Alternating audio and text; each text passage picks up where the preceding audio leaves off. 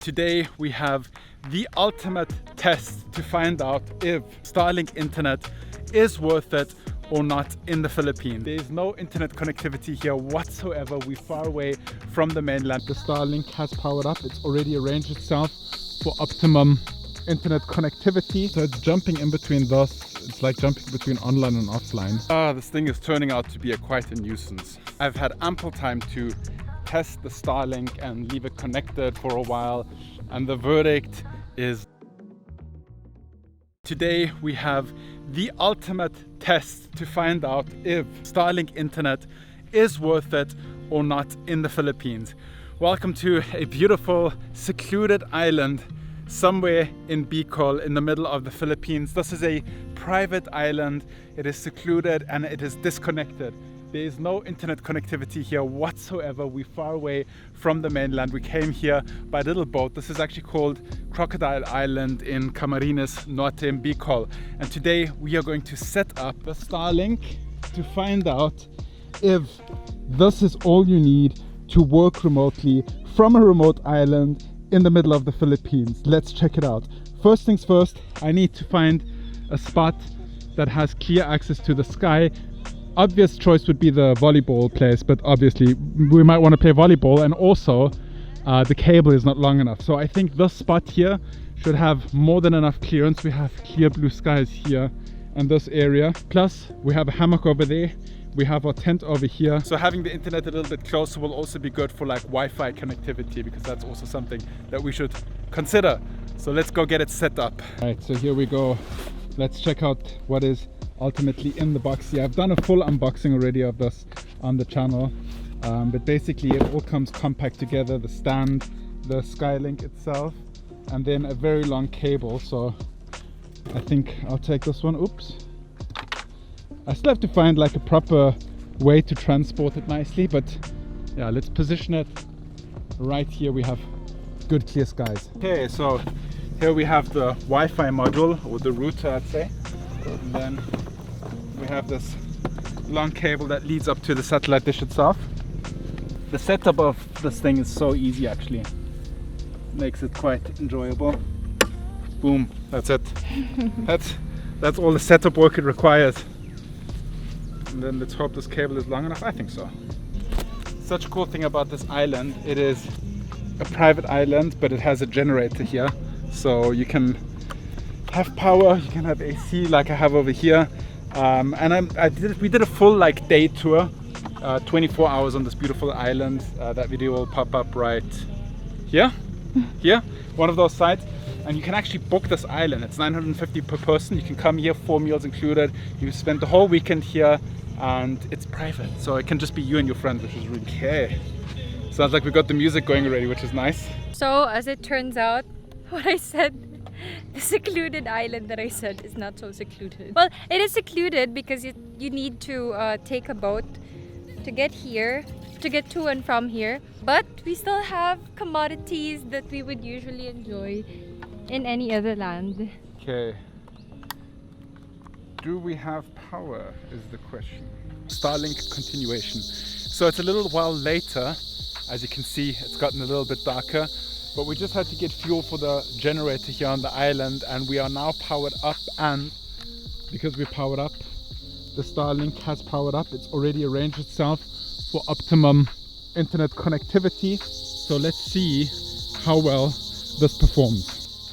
All right, let's see what the speed test is telling us. Okay, it took a little while to get to the point where it says it's online. So at this point it's offline again, no signal received. So it's jumping in between those. It's like jumping between online and offline. And I think the spot is good because there's no obstructions to where it's pointed to. So it really should work. Okay, we are definitely online, but as you can see, it won't let me do a speed test. And now it says searching again. It is really, right now, it's not really working very well. This is also kind of just, it's telling me to do these settings, which I've done already. They are confirmed, but it's still not working. So yeah, right. Okay, it's online, as you can see, but when we go into speed test, it just won't let me do it. Seems like I have internet because I just have a notification coming in. Let's see, let's do a speed test here. Yeah, this is really, yeah, it's not working. So I'll just let it sitting here for a little while and give it a try later. Oh, it is the next day and I've had ample time to test the Starlink and leave it connected for a while, and the verdict is not great. The internet connection is very, very unstable, and sometimes it'll have a connection, sometimes the connection will be super fast, but then again it'll drop off to super slow. So we were just island hopping for a while, so I don't know what it's like right now. Let me do a speed test on my phone real quick. I am connected to Starlink right now, so let's go. Starlink test. It says connecting. Okay, I'll take it back. I'm actually not connected because we ran out of power on the island. I think the generator ran out of gas, which brings me to the next problem. The Starlink is not in store mode, and you usually need power to switch it to stowage mode so you can pack it away. So I need to ask if I can get some power on the generator again. This thing is turning out to be quite a nuisance. Okay guys, I'm back from the trip back at home, and it is time to review the use of the Starlink on this trip, and I have to say I am so disappointed. And I need to preface this by saying that I am a vocal proponent of all things new technology. So I am an early adopter. Whenever something new comes out, I want to give it a try, I want to give it the benefit of the doubt, and I want to dig and dive deep into that topic. Anything AI related, I'm really into. Anything new technology when it comes to cars, internet, and all that stuff, I'm all for it. But at this point, reviewing Starlink in the province, it has been an absolute disaster. So out on the island, I actually didn't get the internet to work in a stable manner throughout the entire trip, and I was excited to bring you guys a positive review. I was excited to say, like, if you're in the province and you got a business, a hotel somewhere in a remote location, this is what you need. But it just isn't so. The internet connection kept cutting out. It was constantly problematic. There was a clear view of the sky. It had power. It had everything that it needed to perform well, but it just did not perform well. And even when we were in Tangas at the camping spot, the internet connection itself was good and the speed test itself was good, but the upload of the video took 2.5 hours to get to around 55%, and then I just gave up. I connected it to my LTE on the phone and I uploaded it while driving. So that didn't work, even though it was showing me internet speeds of 200 megs per second and download speeds and upload speeds that should be relevant for YouTube of 40 Mbit per second. It didn't upload the video. It just didn't have the data capacity to do so. And it was very disappointing. Especially for me, the relevant thing is uploading vlogs. That is the important, that's the reason why I actually wanted to have it. And streaming was great. Browsing social media was great. Doing research was great. But anything with a high data volume, it is just not usable at this point in time. So I'm not ready yet to give up on it entirely. I still want to give it a try in different locations. Maybe this was just really a bad location to give it a try.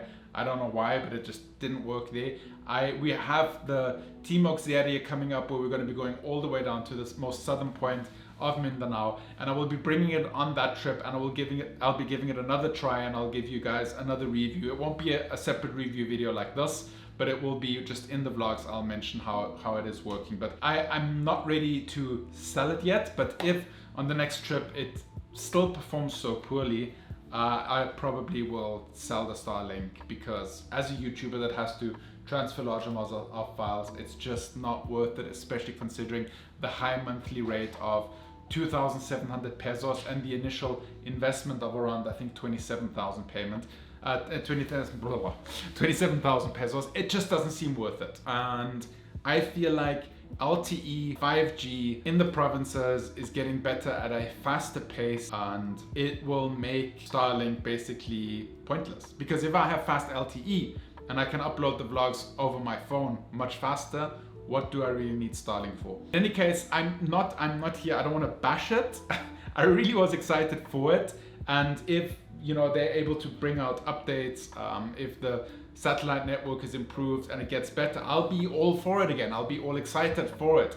I know I've seen a lot of you guys commenting that you do have the Starlink. All of you guys that have been commenting, please do let me know, how has it been working for you guys? How stable has the connection been? What kind of transfer speeds are you getting, and what kind of real world scenarios work out well, like uploading files, downloading files, etc. Let me know in the comments down below. I'm really interested in hearing your thoughts on this. As I said, I'm not giving up on it yet. I will still give it a try. Let me know what you think. I'm ending this vlog right now. See you guys tomorrow. Bye bye.